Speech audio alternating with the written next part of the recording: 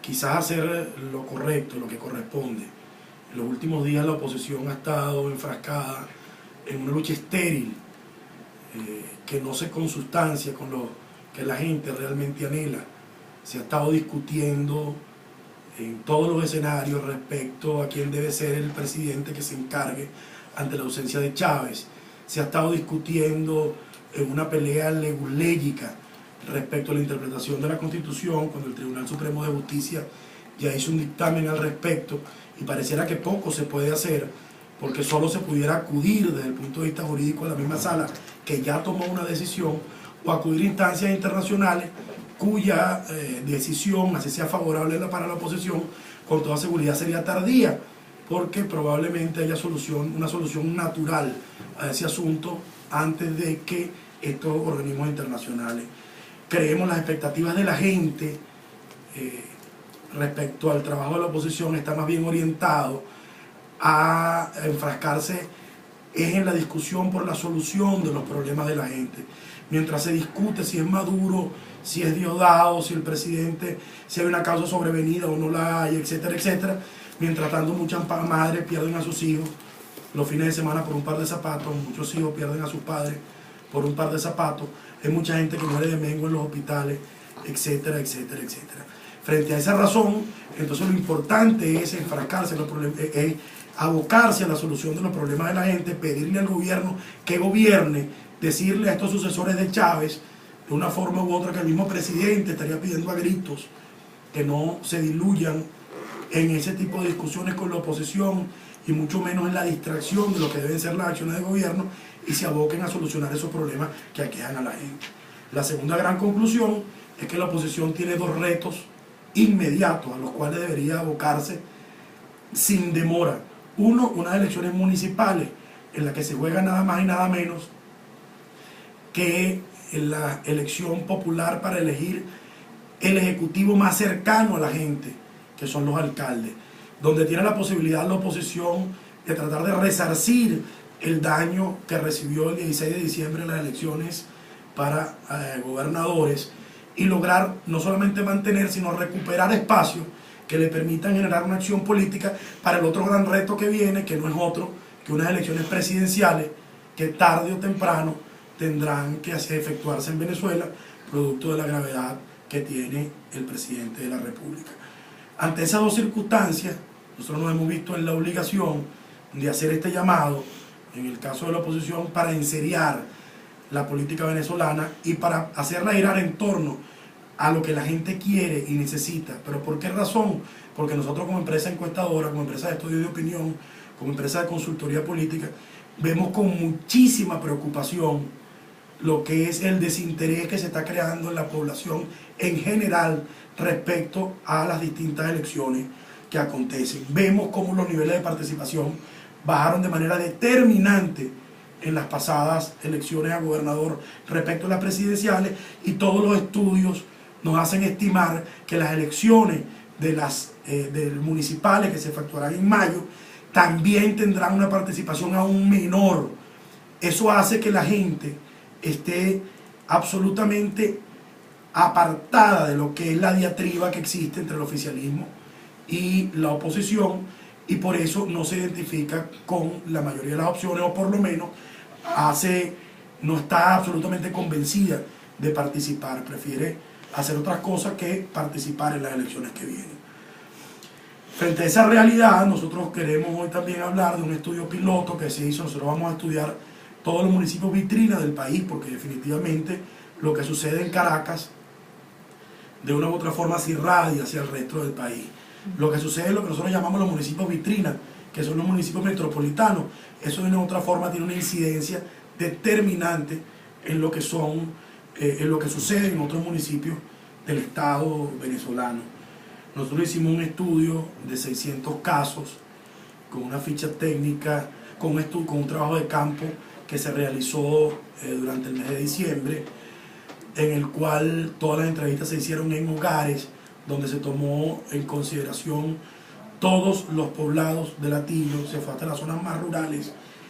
Eso tiene un porcentaje de error de 3.84% para un nivel de confiabilidad de 95%. Y ese estudio en primer lugar nos arroja, fortaleciendo lo que dijimos anteriormente, que todo el oficialismo que existe en el Hatillo, o prácticamente todo el oficialismo que vive en el Hatillo, milita en el PSV. Mientras que el 75% o 3 de cada 4 atillanos no milita ni se identifica con los partidos políticos de la oposición, con ninguno de los partidos políticos de la oposición.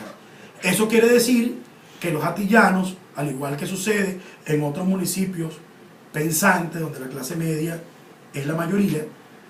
del país,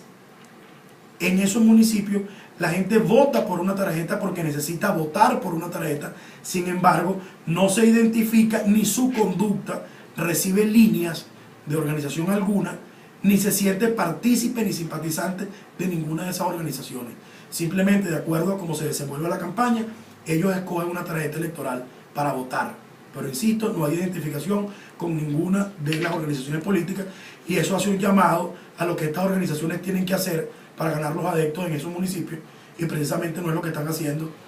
metido en un problema que si la Constitución, mientras en municipios como el Hatillo hay una cantidad de secuestros todas las semanas, donde hay un problema inmenso de vialidad, de tráfico, de huecos, que eso aqueja todos los días a los ciudadanos, y que en nada funciona o que en nada les cambia esa realidad, que discutan si sea Diosdado o si sea, en este caso, el vicepresidente Maduro. En segundo lugar, vemos que la participación para unas primarias en el Hatillo, después que murió el candidato que fue selecto en primarias, José Manuel Hernández, candidato de Primero Justicia, aunque todo el mundo dice que debería escogerse por primarias el candidato de la unidad opositora, también el 90.7% dice no estar seguro de participar.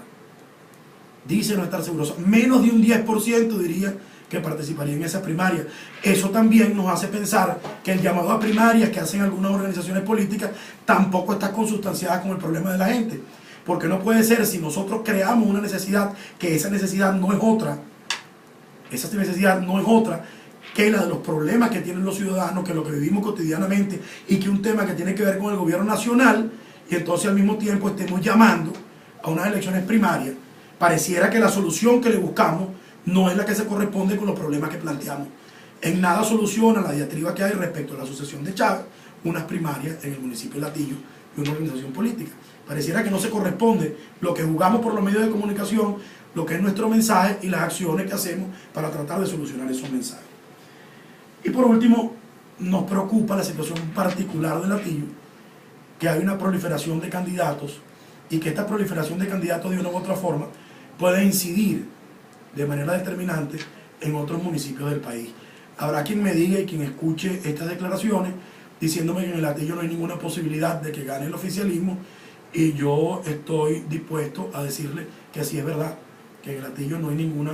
posibilidad de que el oficialismo gane, pero que esa imagen de un municipio vitrina como el Hatillo hacia el país es sumamente dañina, porque en municipios donde sí es necesaria una unidad monolítica de la oposición, se puede tomar este ejemplo que está sucediendo en el municipio de Hatillo, y de una u otra forma eso puede traer consecuencias nefastas para lo que son las aspiraciones de la oposición en el país. ¿Y ustedes en su estudio de opinión hicieron alguna medición sobre los liderazgos y quiénes están consolidados? Sí, como no, por supuesto en esos estudios se mide intención de voto y nivel de liderazgo, y aunque no es el motivo de esta rueda de prensa, puedo decir que en el Hatillo hay algunos liderazgos claramente fortalecidos, y sobre todo en el tiempo, o sea que se han mantenido en el tiempo. En primer lugar sale Eduardo Battistini, que tiene 8 años de concejal, y en segundo lugar sale Delsa Solórzano, que es una persona que ha sido candidata en varias oportunidades, pero que aparentemente no está sino dedicada al tema internacional. El que está ahí consolidado como líder durante mucho tiempo es Eduardo Battistini, aunque existen otros liderazgos incipientes que empiezan a aparecer en la palestra pública, como es el caso de Elías Sayé, que ha logrado tener un repunte importante en los últimos tiempos. Sin embargo, es una persona que, aunque su crecimiento ha sido exponencial, tiene muy poco tiempo haciendo política en el municipio, y por eso quizás los números no han llegado donde tienen que llegar, pero es increíble los niveles de aceptación que ha logrado en poco tiempo. lo que nos hace pensar que va a ser un liderazgo pronto consolidado en el Atillo, pero que hasta ahora no, los números para estas elecciones no son los que más le favorecen. El liderazgo que hay es el liderazgo de Eduardo Battistini primero y después el de Delsa Solórzano. ¿Analizaron cuáles son los principales problemas del Atillo? ¿Cómo está la gente de acuerdo a su municipio, etcétera? Sí, la gente piensa que la gestión del Atillo, la gente piensa que el Atillo ha tenido mala suerte, que la situación del Atillo con los candidatos a alcaldes que han sido electos ha pasado de mal para peor. Piensa que todos los gobiernos municipales que han transcurrido en el Atillo han sido nefastos, que no han hecho otra cosa sino acabar y hacer retroceder el municipio. Hablan del gobierno de Catalán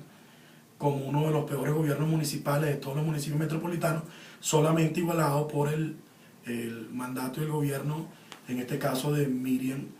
de Nascimento, que es la actual alcalde. O sea, que ellos dicen que ellos han tenido los dos alcaldes peores que han existido en toda la zona metropolitana en la historia de la elección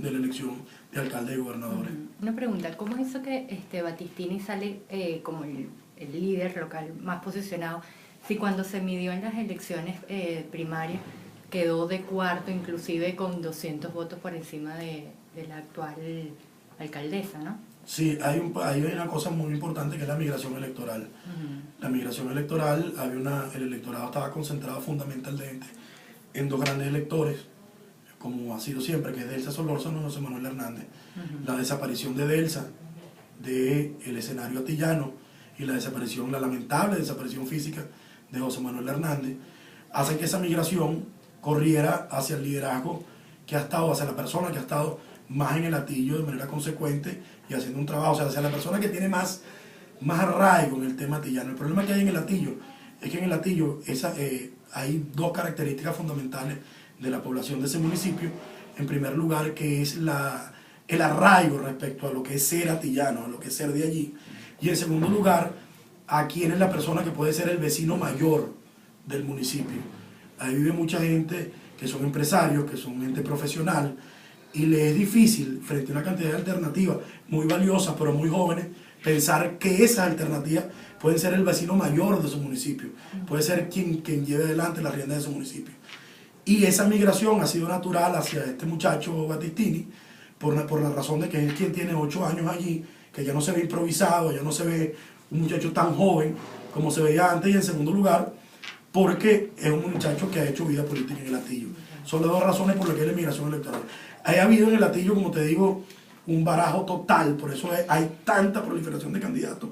y eso nos preocupa. Nosotros no nos atrevemos a decir cuál es la mejor solución, cuál es la mejor candidatura para el Atillo. Lo que sí creemos es que ese espectáculo que se dan con esa cantidad de candidatos es malo para la oposición y es malo por el ejemplo que se da hacia el país.